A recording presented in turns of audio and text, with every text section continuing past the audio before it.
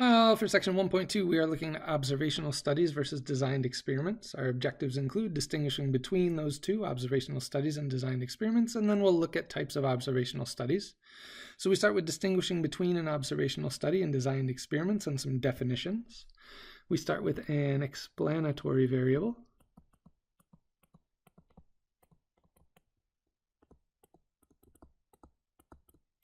Which is used to explain or predict changes in another variable. That variable, usually the response variable. So a response variable is the main outcome or dependent variable in a statistical study that is being measured. So an example of each here, a researcher wants to know if electromagnetic waves from microwaves increase the risk of contracting brain tumors.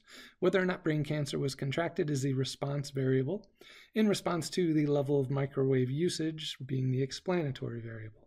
And so as alluded to in that second definition, but just in case you look it up or if you want to make some connections with what you've heard before, explanatory is often called the independent variable, and response is the dependent.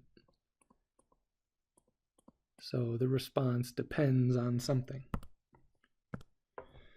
A couple more definitions. An observational study then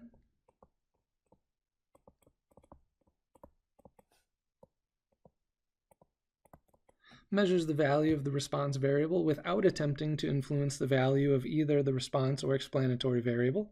The researcher observes the behavior of individuals but doesn't attempt to influence the outcome. So that's the big difference. There's no attempt to influence what's happening. We're simply observing and seeing what happens. Opposed to, definition here, in a designed study or a designed experiment,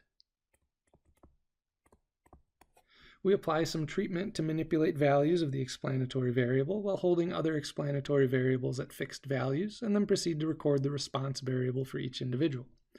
So we see how varying like fertilizer content for a crop affects the growth. So here, for one, we'll determine if the given description corresponds to an observational study or an experiment.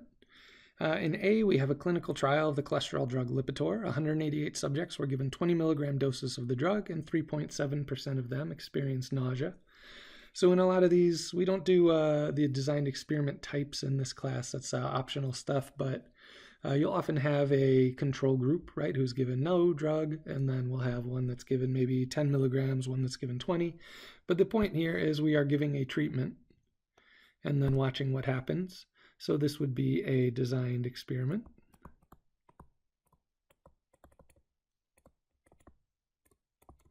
For B, we have a study sponsored by Coca-Cola. 1,250 people were asked what contributes most to their happiness, and 77% of the respondents said that it was their family or partner. So we're not giving any treatment here, we're just observing what happens or doing a survey really, but this would be an observational study, right? No treatment, just observation.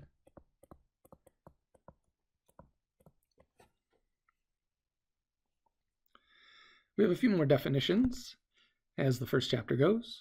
Confounding. In a study occurs when the effects of two or more explanatory variables are not separated. Therefore, any relation that may exist between an explanatory variable and the response variable may be due to some other variable or variables not accounted for in the study. And along with that, we have that a confounding variable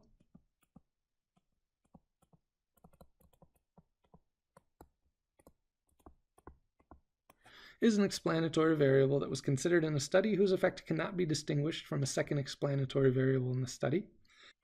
For our example here then, if I'm looking to see if the amount of time studying affects exam scores, a confounding variable might be a student's prior knowledge. So in my experience, many students end up repeating calculus in college. They took it in high school but maybe didn't pass the AP test or chose not to take it. Some remember more than others. Their prior knowledge can affect the amount of time spent studying and the exam scores they achieve. Another thing we have to watch out for in this definition is a lurking variable.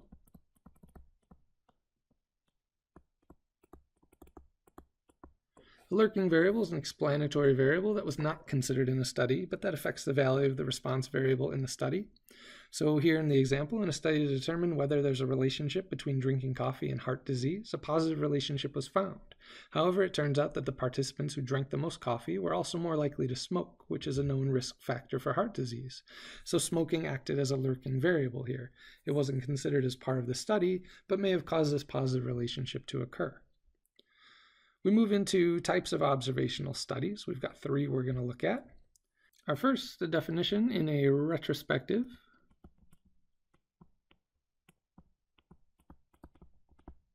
or case control study. Data is collected from a past time period by going back in time through examinations of records, interviews, and so on.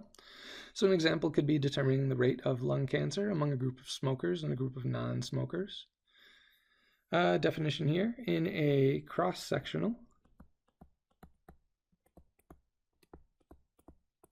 study, information about individuals is collected at a specific point in time or over a very short period of time. And the last one, definition here, in a cohort or prospective study, individuals are entered into groups or cohorts sharing common factors such as smokers and non-smokers. The cohort is observed over a long period of time.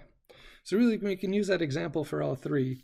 If we are looking back in time and looking at known smokers versus known non-smokers, we can look at the rates of lung cancer for those people. If we do cross-sectional, we're really taking a look at individuals in a moment in time, or maybe, the study takes a month or something to do, but we just check if known smokers and known non-smokers have lung cancer at that time. And a cohort would actually track them over a period of time to see if more people who smoke regularly would develop lung cancer versus more people who do not smoke. So here we'll try a couple and then distinguish a little more between the 3. 2, determine the type of observational study used in the example below. A, in order to study the seriousness of drinking and driving, a researcher obtains records from past car crashes. Drivers are partitioned into groups that had no alcohol consumption and another group that did have evidence of alcohol consumption at the time of the crash there. So this is a retrospective. Right, we're looking back in time and looking at data to make a conclusion. For B, we have researchers at the National Cancer Institute studied meat consumption and its relationship to mortality. Approximately 500,000 people were surveyed, and they were followed for a period of 10 years. So this is definitely not a short period of time, so this would be prospective or cohort, but I like the retrospective versus prospective. We're looking back versus looking forward for these 2.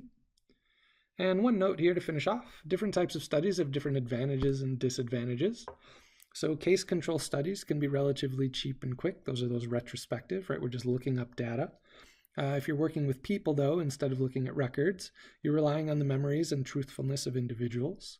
Memories definitely can be sketchy depending on how far we look back. For cross-sectional studies, those can also be cheap and quick. We're doing it over a very short period of time. Participants can develop the disease after the study, though, is ended, so the study may not give the full picture, thinking something like the lung cancer. And for cohort studies, they can lead to some of the best results, but the long time frame can cause participants to drop out, which can lead to misleading results. They can also be very, very costly. So hopefully that gave you a little bit. Try some stuff out. Reach out if you got questions.